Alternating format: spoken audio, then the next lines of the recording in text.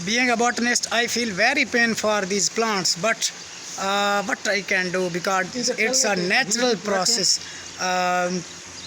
ये लोग तो समझते हैं कि हम आरे जो हैं ये दरख्तों पे चला रहे हैं, लेकिन हमें ऐसा फील होता है बीइंग अ बॉटनिस्ट के आरे चलाए नहीं सारे हाथ है। ये दरख्तों पे आरे नहीं चलते, ये हमारे दिल पे। I love plants.